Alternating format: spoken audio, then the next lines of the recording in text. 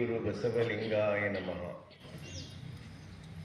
ಧರ್ಮಗುರು ಬಸವ ತಂದೆಯ ಪಾದಕ್ಕೆ ವಂದಿಸಿ, ಸದ್ಗುರುಗಳಾದ ಡಾಕ್ಟರ್ ಚನ್ನಬಸವ ಪಟ್ಟದೇವರ ಚರಣಕಮಲಗಳನ್ನು ಸ್ಮರಿಸಿಕೊಂಡು,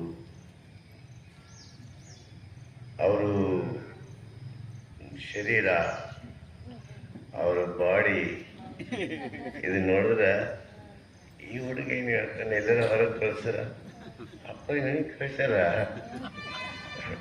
ಬಟ ಏನು ಕಲ್ತಿದ್ದೀರಿ ನೀವು ಬಟ ಅಂತ.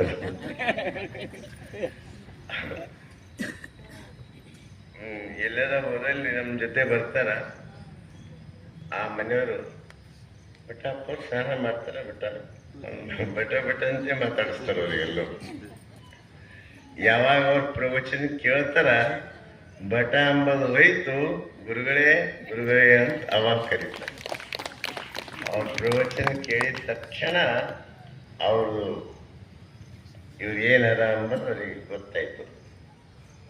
ಹಂಗ ಇನ್ನೂ ಹೇಳ್ಬೇಕು ಅನ್ಸೋದಾಗಿ ಗಕ್ಕಂತ ನಿಂದಿರ್ಸ್ತಾರೆ. ಅದಕ್ಕೆ ಭಾಳ ಚಂದ ಹೇಳಿದ್ರು, ನಿಮ್ಗೆ ಮನಸ್ಸಿನ ಚಿತ್ರಣ ಎಳೆಯಾಗಿ ಬಿಡಿಸಿದ್ರು. ಮತ್ತ ಎಲ್ಲಕ್ಕೂ ಕಾರಣ ಮನಸ್ಸೇ ಅಂತ ಹೇಳು. ನಿಜ, ಮನಸ್ಸು ನಾವು ಹೆಂಗ ಈ ಮನಸ್ಸು ಅಂದ್ರೆ ಹೆಂಗಪ್ಪ ಅಂದ್ರೆ, ಒಬ್ಬೊಬ್ರು ಇದಕ್ಕ ಮಂಗ್ಯ ಅಂತ ಕರೆದ್ರು. ಕೆಲವರು ಷಣ್ಮುಖ ಹೇಳ್ತಾರೆ, ಮನವೆಂಬ ಮರಕಟನ ತನುವೆಂಬ ವೃಕ್ಷವನೇರಿ ಇಂದ್ರಿಯಗಳೆಂಬ ಶಾಖೆಗೆ ಹಾರಿ ವಿಷಯ ಫಲಗಳೆಂಬ ಹಣ್ಣು ಫಲಂ ಗ್ರಹಿಸಿ ಭವದತ್ತ ಮುಖವಾಗಿ ಹೋಗುತ್ತಿದೆ ನೋಡ.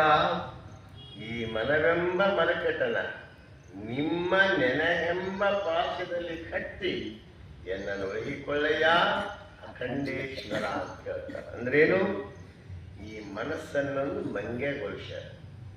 ಆ ಮಂಗ್ಯ ಕುಂತರು ಕೂಡಲು, ನಿಂದ್ರಲು, ಅಲ್ಲಿ ಹೋದ್ರೆ ಇಲ್ಲಿ ಹೋದ್ರೆ ಹಿಂಗ ಚಂಚಲ್ ಇತ್ತು ಮಂಗ್ಯ. ಯಾರು ನವಲಿಂಗ್ ಅಂತವ್ರು ಮಂಗ್ಯ ಯಾಕೆ ನೀವು ಒಂದು ವ್ಯವಸಾಯ ಮಾಡಿ ಶೇಂಗಾ ಬಿತ್ಕೊರಿ, ಬೆಳೆ ಬರ್ತದ, ಭಾಳ ಚಂದ ತಿಂಬಟ್ರಿ, ಉದ್ದೇಶ ಮಾಡಿದ್ರು ಮಂಗ್ಯ. ಹಂಗ ಬಿಟ್ಕೊಟ್ಟು ಒಂದು ಅರ್ಧ ಎಕರೆ ಜಮೀನು ಕೊಡು ಅಂತ